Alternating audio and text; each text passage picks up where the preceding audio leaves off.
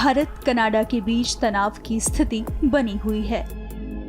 इस बीच कनाडा ने अपने 41 राजनयिकों और उनके 42 आश्रितों को वापस बुलाने का फैसला किया। कनाडा ने ये फैसला भारत द्वारा राजदूतों से राजनयिक छूट छीनने की धमकी के बाद लिया।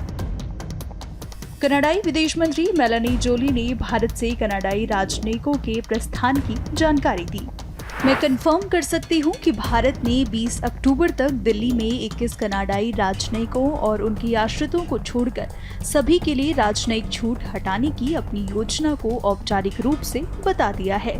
इसका मतलब है कि 41 कनाडाई राजनयिकों और उनके 42 आश्रितों पर खतरा मंडरा रहा था। एक मनमानी तारीख पर प्रतिरक्षा छीन ली गई।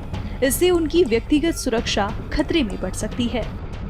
आपको बता दें कि भारत ने कनाडा के लिए वीजा सेवा निलंबित कर दी थी और नई दिल्ली में कनाडाई राजनयिकों की संख्या कम करने के लिए कहा था, जिसको लेकर मेलानी जोली ने कहा कि राजनयिकों और उनके आश्रितों ने अब राजनयिक छूट छोड़ दी है। वहीं कनाडा भारत में चंडीगढ़, मुंबई और बेंगलुरु में अपने वाणिज्यिक दूतावासों में सभी व्यक्तिगत सेवाओं पर भी रोक लगाएगा। हमने भारत से उन्हें सुरक्षित निकालने के प्रयास किए। इसका मतलब ये है कि हमारे राजनयिकों और उनके परिवारों ने अब राजनयिक छूट छोड़ दी है। राजनयिकों को सुरक्षित रखें, चाहे वे कहीं से भी हों और उन्हें जहां भी भेजा गया हो। प्रतिरक्षा राजनयिकों को उस देश से प्रतिशोध या गिरफ्तारी के डर के बिना अपना काम करने की अनुमति देती है जहां वे हैं। इसमें कोई संदेह नहीं है कि भारत के फैसले से दोनों देशों में नागरिकों की सेवाओं के स्तर पर असर पड़ेगा। दुर्भाग्य से हमें चंडीगढ़, मुंबई और बेंगलुरु में अपने वाणिज्यिक दूतावासों में सभी व्यक्तिगत सेवाओं पर रोक लगानी पड़ी है।